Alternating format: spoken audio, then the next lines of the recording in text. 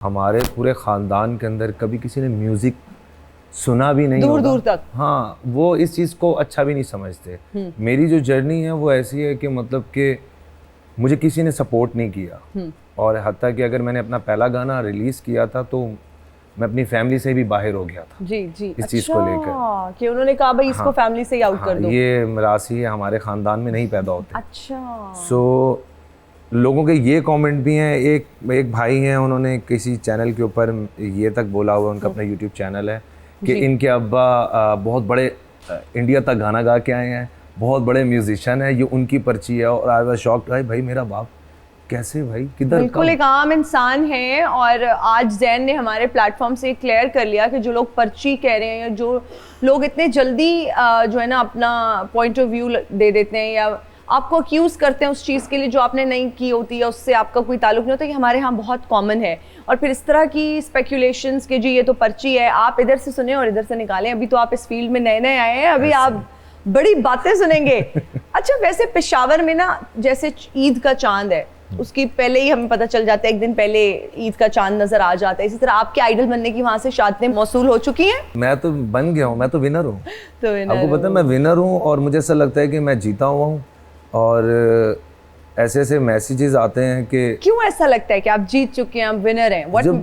जब लोग मुझे बोल ही रहे हैं तो मैंने कहा चलो ठीक है, आप बन ही जाओ। बन ही जाऊं। आपने लोगों के दिलों को तो जीत लिया है ना। बेशक मेरे जितने भी फैंस हैं, मुझे जो प्यार देते हैं और जो नहीं भी देते, मैं उनकी भी रिस्पेक्ट करता हूँ बहुत ज़्यादा। ठीक है, मुझे मेरी फैमिली ने और हमारे पाकिस्तान ने यही चीज़ सिखाई है कि हर इंसान को पॉजिटिव रह के उसको रिस्पॉन्स देना चाहिए। वाह वाह वाह, ज़बरदस्त। ये बहुत अच्छी अप्रोच है, और आपको इतना जो है ना अप्रिशिएट किया जा रहा है थ्रू आउट दिस शो। जजेस इतनी तारीफ कर रहे हैं। इस पर बात करते हैं कि बाकी पार्टिसिपेंट्स का क्या रिएक्शन है। कोमल जी, कबीर वाला में बैठ के आपने तो भाई अदब पर कब्जा कर लिया। आप तो कोई ईस्ट इंडिया कंपनी का मुझे एजेंट लग रही हैं। आप कहाँ से ये आया टैलेंट, और कबीर वाला से आप हैं, और वहाँ बैठ के आपका अदब से इतना गहरा ताल्लुक है, इतना अच्छा आप कंटेंट बनाती हैं, इतनी अच्छी पोइट्री होती है आपकी। सबसे पहले तो हिना बहुत शुक्रिया आपका इस प्लेटफॉर्म पे बुलाने के लिए। और रहा आपका सवाल, तो इसका जो अदब है उसका ताल्लुक किसी इलाके से नहीं होता है, ये गॉड गिफ्टेड होता है। अल्लाह ताला ने आपको अगर नवाजा है, अल्लाह ताला ने आपको अता किया है, तो आप किसी भी इलाके से हों आप उसको लेके चल सकते हैं। तो मैं मज़ाफ़ात से हूँ, बेसिकली मेरा छोटा सा शहर है कबीर वाला, लेकिन वो अदबी लिहाज से इतना रिच इलाका है जी। आप शायद जानती हो बेदिल हैदरी, बहुत बड़ा अदब का नाम है जी। हम कबीर वाला को शहर बेदिल हैदरी भी कहते हैं। अच्छा, एक्टर हो, सिंगर हो, आर्टिस्ट हो, जब तक वो लाहौर नहीं आता ना, उसको शोहरत नहीं मिलती, उस तरह से पहचान नहीं मिलती। आप आजकल की जो शोहरत है, इसे सोशल मीडिया का करिश्मा कहेंगी या फिर अदब का मोज़ा कहेंगी? अच्छा, ये दोनों चीज़ें हो सकती हैं। सबसे पहले तो अगर आपके अंदर हुनर है तो वो कहीं से भी अपने आप को बनवा लेगा। ठीक है, प्लेटफॉर्म तो जाहिर है ज़रूरी होता है, लेकिन अगर आपके अंदर हुनर नहीं है तो आपका कोई प्लेटफॉर्म जो है वो आपको कोई वैल्यू नहीं दे सकता है। तो दोनों चीज़ें जो हैं वो एक दूसरे के साथ जुड़ी हुई हैं। और अगर सोशल मीडिया ना होता तो शायद कोमल जो या अभी बहुत पहली सीढ़ी पे होती, अभी वो आगे के प्रोसेस का सोच रही होती कि मुझे क्या करना चाहिए। तो सोशल मीडिया की मेहरबानी भी है ये। अच्छा कोमल, आपका ताल्लुक कबीर वाला से है, लेकिन ये किस चक्कर में आपने कहा था ये मेरी जिद है कि मुल्तान नहीं छोड़ूंगी, मर तो जाऊंगी तेरी जान नहीं छोड़ूंगी? वाह वाह वाह वाह वाह। अच्छा, क्यों कहा, किसके लिए कहा? मैं असल में मेरी शादी हुई तो मैं पीर महल के इलाके से, वो भी एक मज़ाफ़ाती गांव है छोटा सा। अच्छा। तो मेरा वहाँ क़याम था, और मेरे जो हस्बैंड है उनकी जॉब मुल्तान में थी। अच्छा। तो जब छुट्टियाँ होती थी ऑब्वियसली या तो उनका चक्कर लगता था गाँव का, या हमारा मुल्तान का चक्कर लगता था। तो मैं एक बार मुल्तान उनसे मिल के जब वापस जा रही थी तो बड़े दुखी दिल के साथ, और बड़े मतलब ज़ाहिर है ख्वाहिश थी कि अपने हस्बैंड के साथ क़याम होना चाहिए मेरा। तो वो गाड़ी में जब मैं बैठी तो मेरे आंसू आंखों में जो है वो भरे हुए, और मैंने बड़े दुखी दिल के साथ ये शेर लिखा था हार्ट के कि साथ, ये मेरी जिद है कि मुल्तान नहीं छोड़ूंगी, मर तो जाऊंगी तेरी जान नहीं छोड़ूंगी। वाह वाह। अच्छा, हमारे भाई साहब को इसका क्रेडिट जाता है, आपको इतना कॉन्फिडेंस दिया, और आप मैरिड हैं, आपके हस्बैंड माशाल्लाह, आपकी बच्चियां भी हैं, अब तो पढ़ती हैं। जी, मुझे पता चले आप और बेटियां इकट्ठी यूनिवर्सिटी जाती हैं। जी बिल्कुल ऐसा ही है। क्या सिलसिला चल रहा है कि क्या चक्कर है? ये हिना मैंने ना पॉलिटिकल साइंस में मास्टर्स ऑलरेडी किया अच्छा, हुआ था, ओके। बीएड भी किया हुआ था, और मैंने एज ए टीचर 18 साल में प्रोफेशनल फील्ड में रही हूँ, as a coordinator, as a vice principal. अच्छा। उसके बाद मेरा क्योंकि उर्दू अदब से ताल्लुक है, तो मेरी ख्वाहिश थी कि मैं एमफिल करूँ, लेकिन जाहिर है उर्दू अदब में मैं नहीं कर सकती थी, पॉलिटिकल साइंस में मुझे करना पड़ता।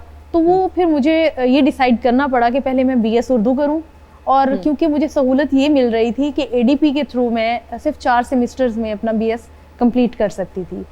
सो मेरा बीएस कंप्लीट होने वाला है, फाइनल सेमेस्टर है मेरा। अरे वाह। और उसके बाद इंशाल्लाह ताला एमफिल, और अगर जिंदगी रही तो इंशाल्लाह all the very best. Thank you. आपकी सोच इतनी अच्छी है, आपका इरादा इतना अच्छा है, और आप में इतनी वो है ना काम करने की लगन है, और आप अभी भी पढ़ रही हैं, तो बहुत ज़बरदस्त बात है। ज़ैन, आप हर जॉनरा को बहुत अच्छा गाते हो, आतिफ असलम हो, अली अजमत हो, तुफैल न्याजी हो, जिसको भी आपने गाया है, आपने उनके साथ प्रॉपर जस्टिस किया है।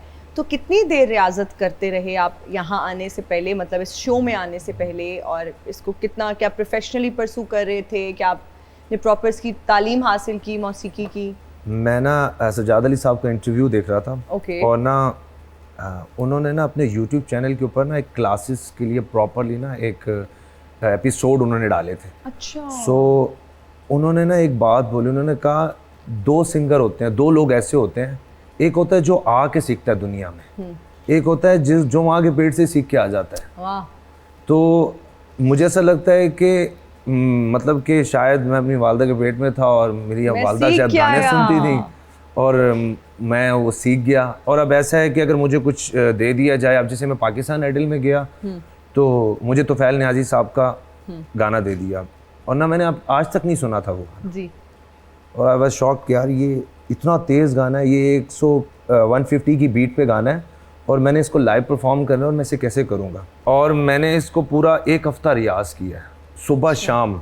मैं सुबह नमाज के टाइम उठता था, तहज्जुद पढ़ने के बाद, अल्लाह मियाँ मुझे बस जाना है, मैं जिस ख्वाब के लिए पैदा हुआ हूँ ना, मुझे उस ख्वाब को पूरा करना है। और मेरी फैमिली भी मुझे, मतलब कि वालदा मेरी स्पेशली, मुझे कोई भी अगर डर होता है, कुछ भी होता है, तो मेरी वालदा को मैं कॉल कर देता, अम्मी मुझे ये प्रॉब्लम हो रही है, एंड शी वाज सेइंग जा बेटा 1-2 नफल पढ़, और ये दुआ पढ़नी है, और स्टेज पे जाके ना जैसे तू करता है ना, अपना 100% दे देना बस। और मैंने तुफैल न्याजी साहब का वो गाना, हमें भी सुनाए, हम ऐसे नहीं मान, हम सुनेंगे तो हमें पता चलेगा वो क्या गाना था। मैं अब वो सुनना चाह रही हूँ। मैं लाजमी सुनाऊंगा आपको गाना। नी मिले यार कहर विच भरया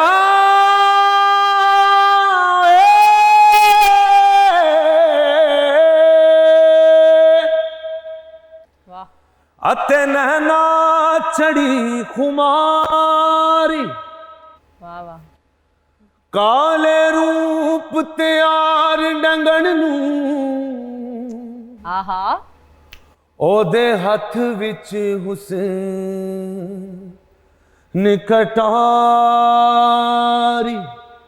लाई बेकदरा नाली यादी ते टुटी गई तड़क करके, बल्ले बल्ले नी टुटी गई तड़क करके, लाई बेकदरा नाली यादी ते टुटी गई तड़क करके, बल्ले बल्ले नी टुटी गई तड़क करके।